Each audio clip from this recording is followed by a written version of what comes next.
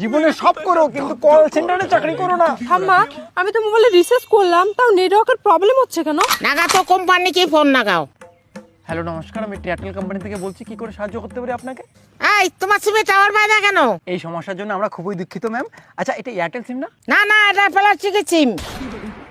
নাতনি, এটা প্লাস্টিকের সিম নিয়ে এটা বলছি না তো, বললাম কি এটা কোন কোম্পানির সিম? এক চড়ে গাল ফাটে দিন। এটা মোট সিম, প্লাস্টিকের না। এটা কোনো কোম্পানির সিম নয়, এটা মোট সিম।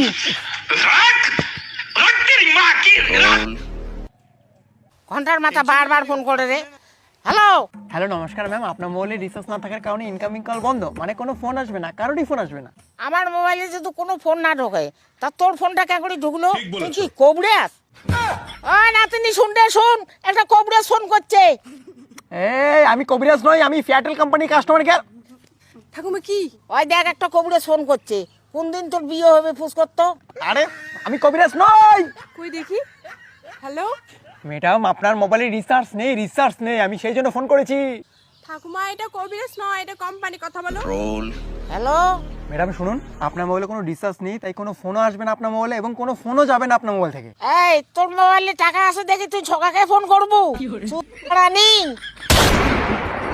मारो नहीं, ये मजाक हो रहा है। एक सेकंड यार, मजाक हो। আচ্ছা ম্যাডাম, আপনি বলুন তো, আপনি রিচার্জটা কবে করবেন? আমার কথা বলার কেউ নাই, আমি এই জন্য শেষ করবো না। ওহো দুঃখিত। আচ্ছা আপনি বলতে পারবেন আপনার কথা বলার কেউ নেই কেন? তুই কি আমার ভাতার তো পার্সোনাল কথা বলবো?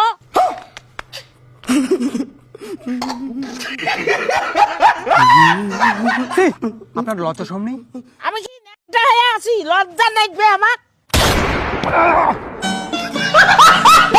এই তোর লজ্জা নাই? বুড়ি মাঝিকে বারবার ফোন লাগাচ্ছিস, তোর বউ ছোঁয়া নাই?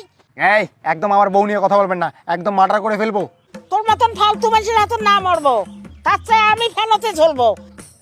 পাগলার গোষ্ঠী নাকি রে? এই নাতনি, ফেনত যাইয়া ঝুলং, আন তো গামছাটা।